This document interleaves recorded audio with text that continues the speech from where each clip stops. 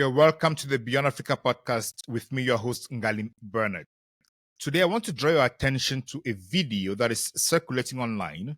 This video gives erroneous impression that Eric Chinge said Issa Chiroma Bakary is negotiating to be the Vice President of the Republic of Cameroon. I want to make this clarification based on three principal issues. The first is Eric Chinge did not say that. If you watch the video to its end, you would realize Eric Chinge said this is a no for Issa Chiroma Bakary. The second is I have interviewed Eric Chinge on this same question and he was firm.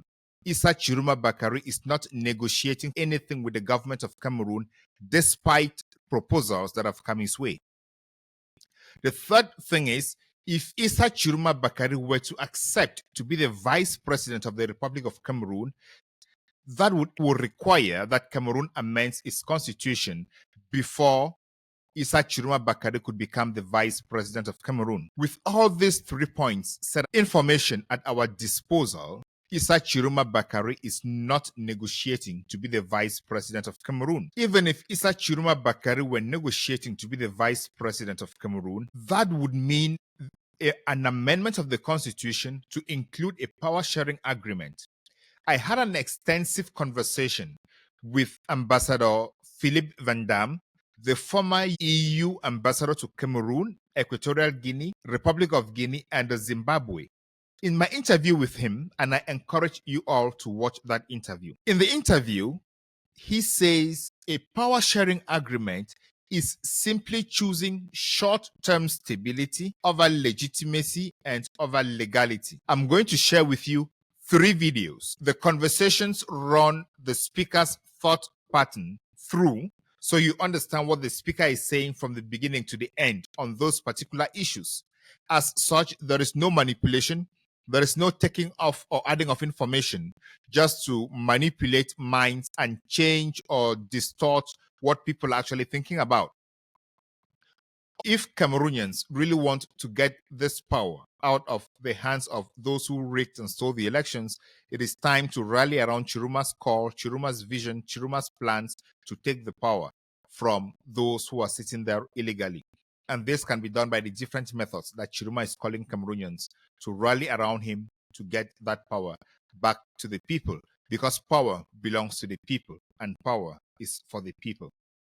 I'll let you now watch those videos. In the comments section, tell us what you think. Should Issa Chiroma negotiate vice president? Should he negotiate prime minister? Or should he continue insisting on his rightful position as the winner of the elections? Just drop the comments and we'll hear what you think. Thank you so much. You can now go on and watch the videos. I get to him. Is a regime in Yaoundé discreetly reaching out to Issa Chiroma to say, let's talk, let's reach an agreement? Are they doing that? Yes, I can tell you what I know. I was with Mr. Chiroma a few days ago when somebody I know who's in the high levels of the government of that country came to me and said, they want to arrange a discussion between the president of that country, the head of state of France, Emmanuel Macron, and Chiroma. Told me this and said I should convince Chiroma to call, to agree to that meeting, and that they believe they'll make him an offer of vice president. That was said to me. It wasn't said to anybody else. So this is, I'm giving you first-hand information. And this was a proposal coming from somebody representing the French, correct?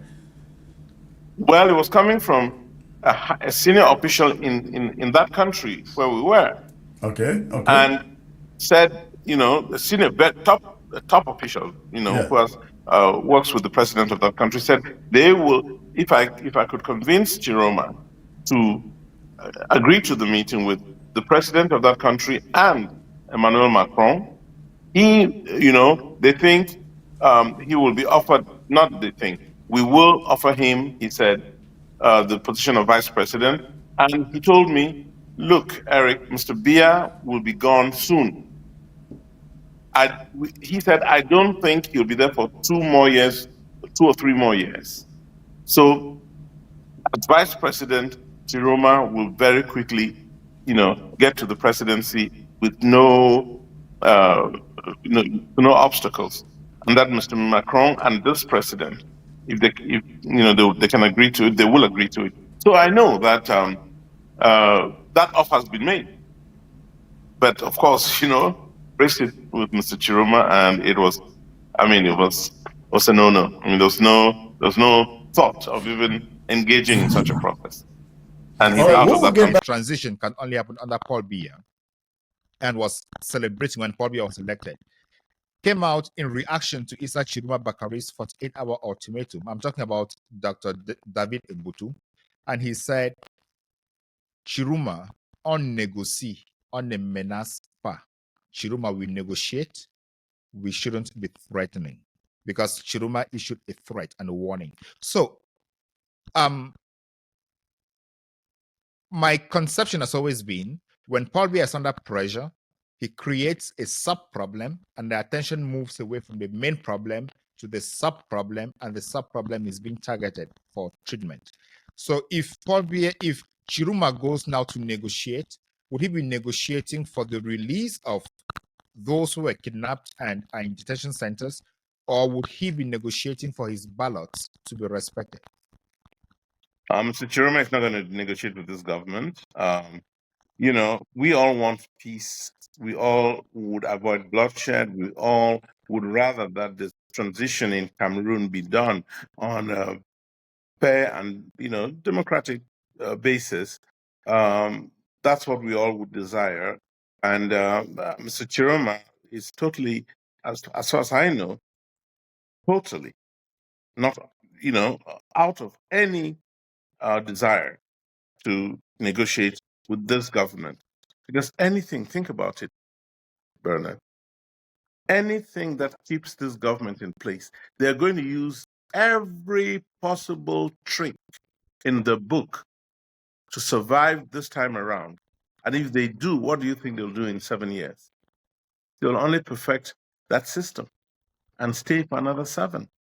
And by the time those 7 years are over, they're again perfecting it, bringing their children into the process, so it continues ad infinitum. That's it.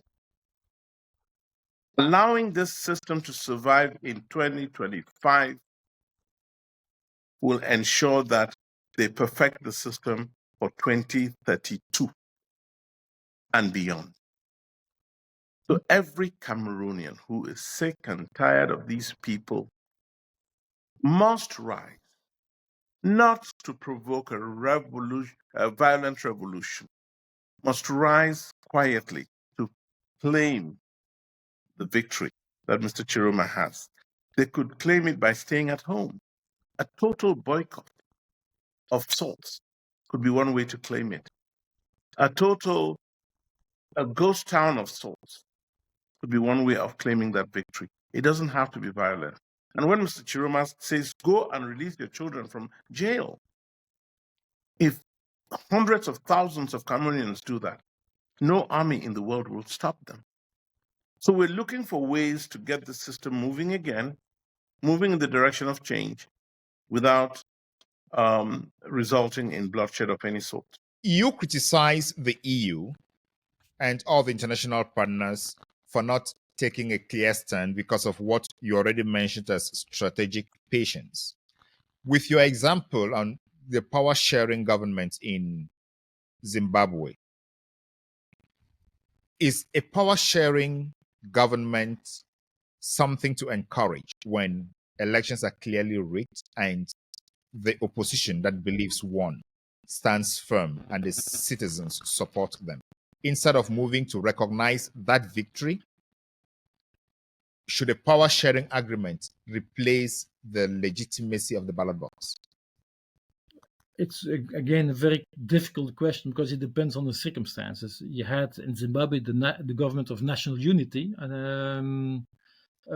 which was not an entire success because power sharing what does it imply? How much power is shared and what part of the power is shared? And the government of national unity in Zimbabwe, the key functions remained under control of ZANU-PF. All the security functions remained under control of ZANU-PF. In Cameroon, to come back to Cameroon, this is a hugely centralized presidential system. The prime minister is a reasonable, powerless figure.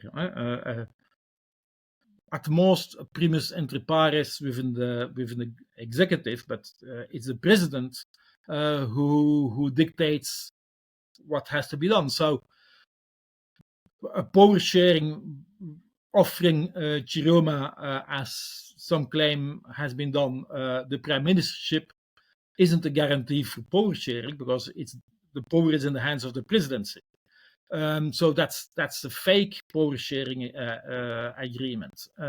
So power sharing, you have it in different dimensions, and you have to be extremely careful in how this is being designed. This being said, of course, as diplomat, but also as a retired diplomat, we can never plea for violence, and because that's the worst that can happen. So it's to the politicians to decide how far they want to share or not in power. But of course, it's our obligation to try to find a way out, which is peaceful. I will never call for violence, even in light of obviously rigged elections. So the dynamics on the ground, and that's one of the problems of electoral coups, is that very often the conclusions we draw from that through our public statements is to say, okay, we take note of the electoral results, which shows that we don't agree with them. That's diplomatic language to say we don't agree, but we have to call for the legal pathways to protest, the peaceful pathways to protest, which limits, of course, the alternatives in a country where indeed the free expression of your opinion is not necessarily welcomed. Demonstrations may be prohibited and so forth. So it's extremely difficult for the outside world to manage these type of transitions or fake transitions. And sometimes a power sharing agreement may be a way out because it may be a transition towards more real democracy, but it's not a guarantee. It depends on the power balance within the country.